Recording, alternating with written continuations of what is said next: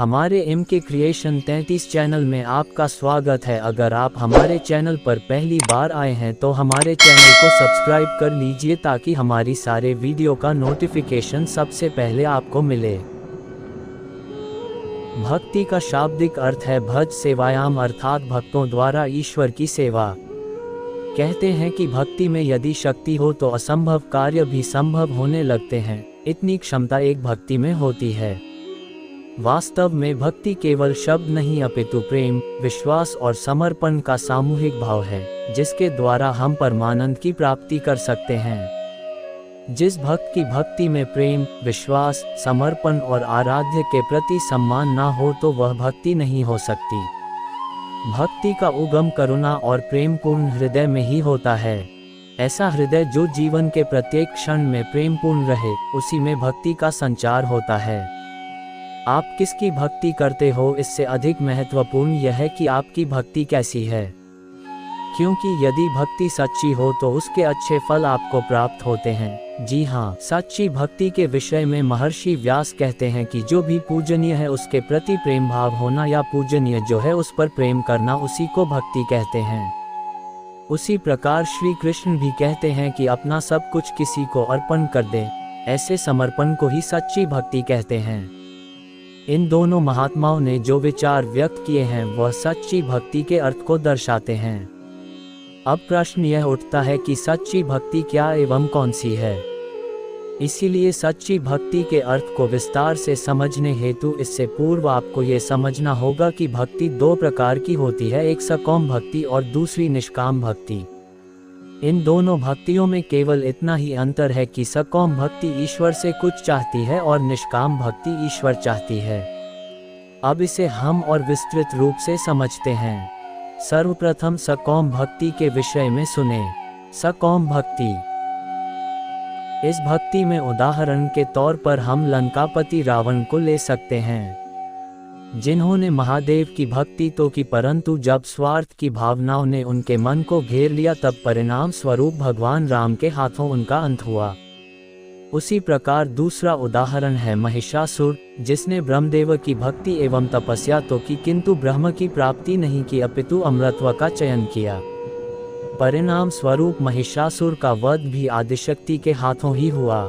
इन दोनों उदाहरणों से यह स्पष्ट होता है कि जब भक्ति में स्वार्थ, लोभ तथा अहम का निर्माण होता है, मन में स्वार्थपूर्ण कामना जागृत होती है, जिस भक्ति का उद्देश्य ईश्वर की प्राप्ति नहीं अपितु भौतिक सुख साधनों की प्राप्ति होती है, उसी को सकाम भक्ति कहते हैं। सकाम भक्ति द्वारा ना तो आप देवत्व को जान सकते हैं और ना ही ईश्वर का सानिध्य प्राप्त कर सकते हैं। सकाम भक्ति एक प्रकार से भक्त और आराध्य के मध्य व्यवहार बन के रह जाती है, जो स्वयं भक्त ही उसे बनाता है। जब भक्त भक्ति के फलस्वरूप में अपनी इच्छा पूर्ति का अनुरोध भगवान से करता है, तब वही भक्ति व्यवहार में परिवर्तित हो जाती है। इस भक्ति में मनुष्य को सुख साधन की प्राप्ति, कामनाओं की पूर्ति हो भी जाए, किंतु उसे कभी भी आत्मिक शांति प्राप्त नहीं हो सकती, क्योंकि कामनाओं का कभी अंत नहीं होता, वह तो अंतहीन है। सकाम भक्ति में भक्तों का दृष्टिकोण एवं वृत्ति संकुचित बनकर रह जाती है। उसकी विचार करने की क्षमता अपने तक ही सीमित हो जाती है। जन कल्याण के भाव का त्याग कर वह दूसरों के प्रति संवेदनहीन बनता जाता है, जबकि भक्ति का उद्देश्य और प्रभाव तो पुनर्तः इससे विपरीत है। निष्काम भक्ति, जिस प्रकार सकाम भक्ति में दो भक्तों के उदाहरण हमने पढ़े, उसी प्रकार सकाम भक्ति के भक्तों से भिन्न और विपरीत महान भक्तों के उदाहरण निष्काम भक्ति में देखने को मिलते हैं। जैसे कि भक्त प्रहलाद, जिसने भगवान नारायण को अपनी भक्ति द्वारा खंबे से प्रकट होने पर विवश किया, वैसे ही राम भक्त पवन पुत्र हनुमान, जिसने स्वयं का संपूर्ण जीवन केवल राम के लिए ही समर्पित किया। उसी प्रकार महान भक्तों की श्रृंखला में नंदी भी है, जो भगवान शिव के वाहन भी है और भक्त भी। ऐसे ही अनगिनत सच्चे भक्त हैं जिन्होंने निष्काम भक्ति का उदाहरण समाज के समक्ष प्रस्तुत किया। निष्काम इस शब्द से ही हमें ज्ञात हो जाता है कि इसका अर्थ है कामना रहित। जब कार्य में कोई भी स्वार्थ या कामना ना हो और केवल ईश्वर को ही पाने की इच्छा शेष हो, उसी को निष्काम भक्ति कहते हैं। इस भक्ति में भक्त भौतिक सुख साधनों की लालसा में लिप्त नहीं रहता, वह अपने भीतर विद्यमान सारी लालसाओं को खींच लेता है और अपना ध्यान ईश्वर पर केंद्रित करता है। वह ईश्वर से स्वयं के लिए ना तो कोई अपेक्षा रखता है और ना ही आशा।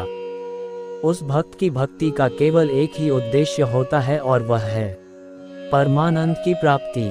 ऐसा कहा गया है कि निस्वार्थ भाव से की गई भक्त की भक्ति भगवान के अस्तित्व से अधिक भव्य होती है। ईश्वर भी ऐसी ही भक्ति का भूखा होता है। निष्काम भक्ति में भक्तों को ईश्वर की चिंता होती है, उनकी सेवा में किसी भी प्रकार की कमी ना हो इसका विशेष रूप से ध्यान रखा जाता है। भक्त जब निष्काम भक्ति के चरम सीमा पर होता है तो वह पूर्ण रूप से शुद्ध हो जाता है। उसका दृष्टिकोण, वर्तन एवं विचार व्यापक हो जाते हैं। उसे सृष्टि के कण कण में ईश्वर की अनुभूति होने लगती है और उसके कार्य भी जनकल्याण का आधार बनते हैं। यदि संक्षेप में कहें तो निष्काम भक्ति से भक्त यथार्थ में मानवतायुक्त मानव बन जाता है। इन दोनों प्रकार के भक्तियों को पढ़ने के पश्चात यह स्पष्ट हो जाता है कि सच्ची भक्ति निष्काम भक्ति ही है, जो मनुष्य को सही रूप से मोक्ष या मुक्ति की प्राप्ति करवा सकती है।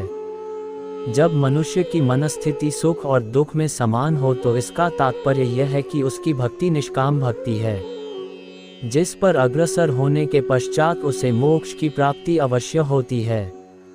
इसीलिए हम सबको अपने मूल उद्देश्य पर ध्यान केंद्रित करना होगा। जीवन में अच्छी शिक्षा लेना, उच्च पद पर काम कर परिवार का पालन पोषण करना ये जीवन का मूल उद्देश्य नहीं।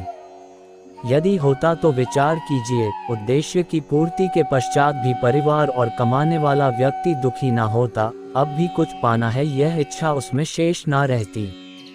इसीलिए आपको समझना होगा कि परिवार का निर्वाह करना ये जीवन की एक आवश्यकता है किंतु पूरा उद्देश्य नहीं।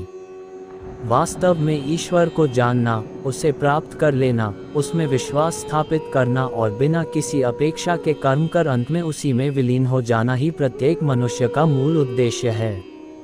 यह मूल उद्देश्य केवल और केवल निष्काम भक्ति से ही संभव है, क्योंकि निष्काम भक्ति को ही वह श्रेष्ठ स्थान प्राप्त हुआ है और निष्काम भक्ति ही सच्ची भक्ति है। आशा करता हूँ कि इस लेख की सहायता से आपकी भक्ति को उचित दिशा अवश्य प्राप्त होगी और आपका जीवन सुख और आनंद से परिपूर्ण हो जाएगा।